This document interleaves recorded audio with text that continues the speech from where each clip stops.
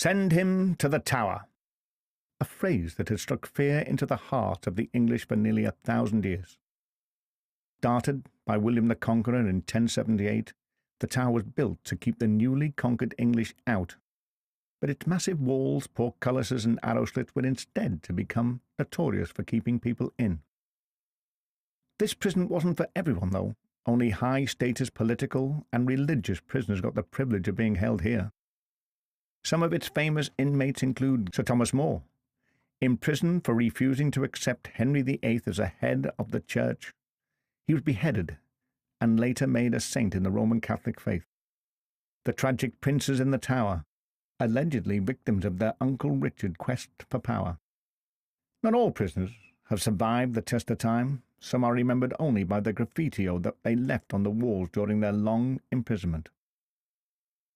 The walls of the Beauchamp Tower, especially on the first floor, are covered with graffiti, left by Tudor prisoners. Prisoners of the Salt Tower include John Balliol, the Scottish king, imprisoned here in 1296 for 3 years. Hugh Draper, an innkeeper from Bristol, accused of practising sorcery. Traitor's Gate was the one-way ticket into the Tower from the River Thames. And Tower Green, the place where some of the great names of history have died, including 3 Queens of England. Queen Anne Boleyn, the second wife of Henry VIII, Catherine Howard, his 5th wife, and the Lady Jane Grey, who was queen for only 9 days, aged only 16. But at least these did not have to endure the baying crowd on Tower Hill. There aren't many buildings that have been in constant use for 1,000 years.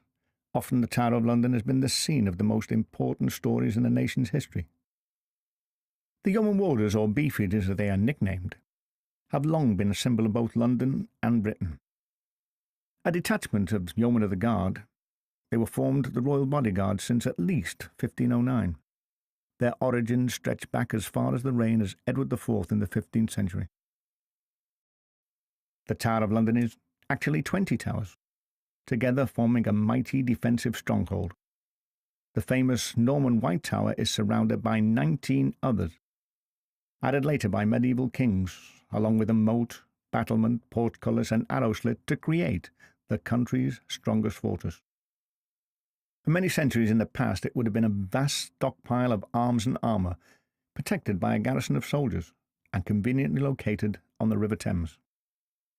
The White Tower is one of the most famous castle keeps in the world, built to awe, subdue and terrify Londoners, and to deter foreign invaders.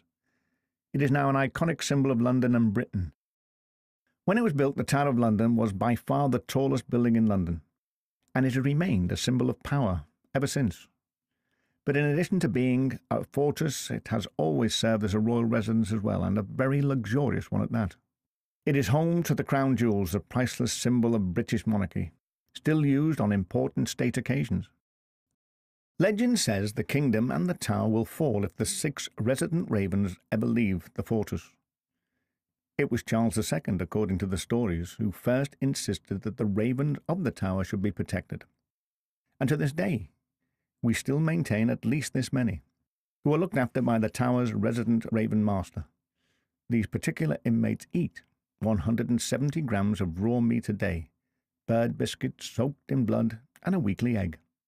The tower is also father of many of the national institutions that still exist today. The Royal Mint, London Zoo, the National Archive, and the Royal Observatory is now at Greenwich.